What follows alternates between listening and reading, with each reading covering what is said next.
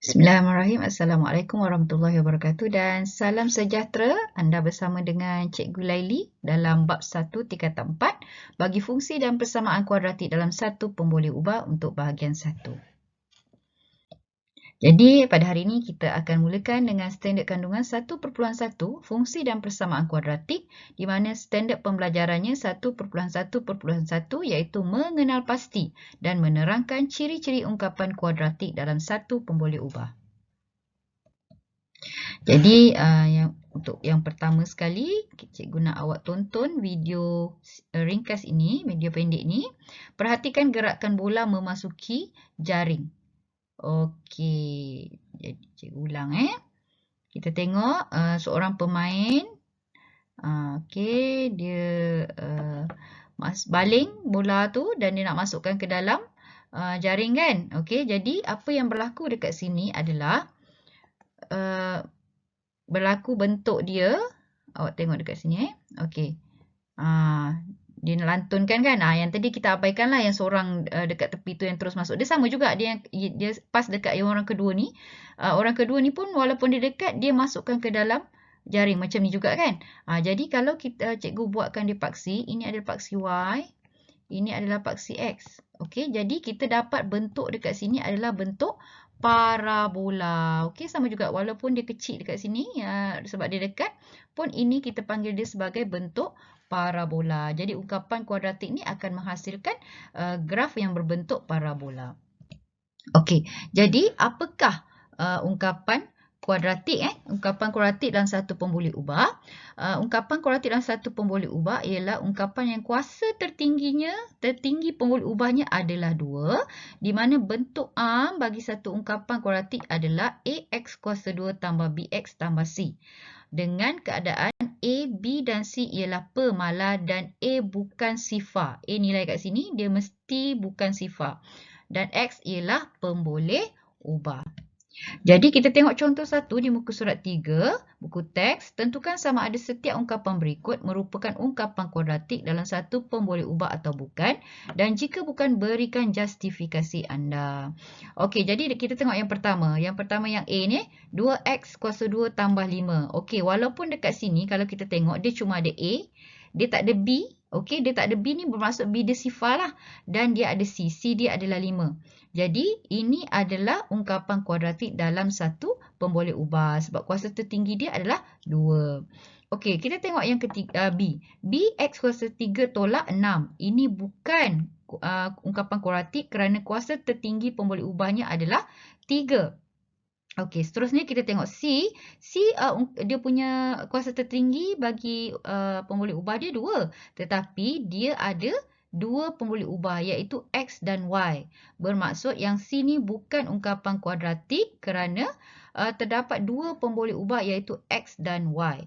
Okey, dia bukan ungkapan kuadratik dalam satu pemboleh ubah. Sebab dia ada 2 pemboleh ubah dekat situ Okey, seterusnya yang D 1/2 M kuasa 2. Yang ni adalah ungkapan kuadratik dalam satu pemboleh ubah. Okey, kita tengok E, 2X kuasa 2 tolak 3/X kuasa 2. Ini bukan ungkapan kuadratik kerana terdapat kuasa yang bukan nombor bulat.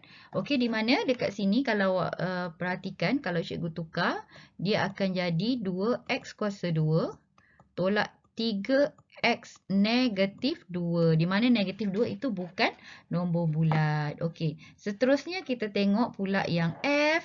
4X kuasa 2 tolak X 1/2. Yang ni pun sama. Bukan ungkapan kuadratik kerana terdapat kuasa yang bukan nombor bulat. Iaitu 1/2 dekat sini. Jadi dekat sini boleh tengok tips. Selain X, huruf lain juga boleh digunakan sebagai pemboleh ubah. Contoh ni kan. M.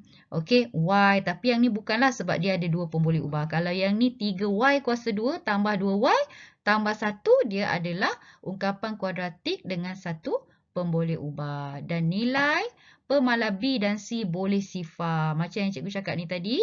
Yang ni kan, dia A dia 2, B dia sebenarnya sifar. Dan C dia adalah 5. Okey, jadi dekat sini kita tengok perbandingan. Alright.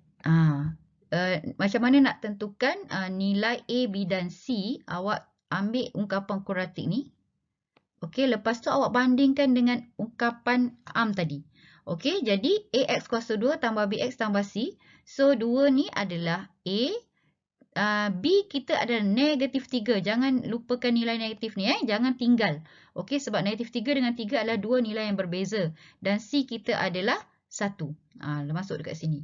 Okey, untuk yang ni, persamaan B ni, 2X kuasa 2. Okey, sekarang dia tak ada B. B dia bermaksud sifar. Dan C dia adalah negatif 4. Cikgu letak atas ni lah sebab kotak kecil. Okey, negatif 4. Jadi, kita punya A adalah 2. B kita adalah sifar. Dan C kita adalah negatif 4.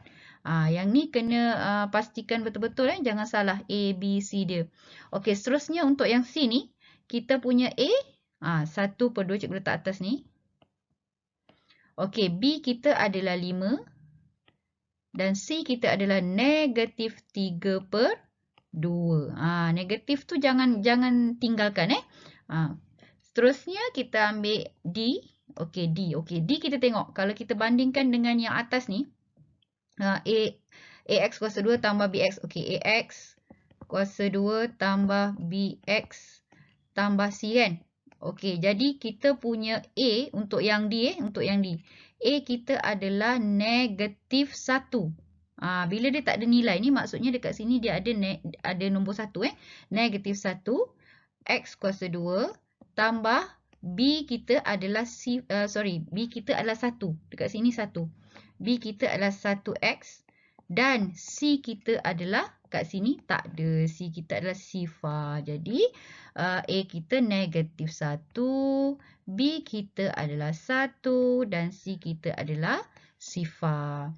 Okey, untuk yang E ni pula, A kita, yang ni patutnya dah boleh, dah expert lah. Okey, A kita adalah negatif 1, B kita negatif 3 dan C kita adalah negatif 9. Okey, macam mana pula yang ni? Dia ada 1 je kat sini. Okey, jadi ini hanya ada nilai A, iaitu A adalah 1/2, B kita adalah sifar dan C kita adalah sifar. Yang ni penting awak tentukan nilai A, nilai B, nilai C. Awak kena tahu. Okey. Dan untuk uji diri anda, awak boleh buat praktiskan diri 1.1A. Okey, sekiranya awak ada masalah, yang ni yang pertama ni dia suruh tentukan sama ada dia adalah ungkapan kuratif dan satu pun boleh ubah atau bukan. Kalau bukan, dia suruh bagi justifikasi. Justifikasi tu maksudnya bagi tahulah kenapa dia bukan. Dan yang ni tentukan nilai A, B dan C. Okey. Jadi sekiranya awak ada masalah, boleh PM cikgu. Jangan lupa join Telegram cikgu. Okey. Dan subscribe cikgu ada buat YouTube channel. Dan dalam YouTube tu macam-macam video yang kamu boleh gunakan sebagai rujukan. Semoga kita berjumpa lagi. Dan cikgu doakan awak dapat memahami topik ini. Dan terima kasih kerana memberi tumpuan. Assalamualaikum.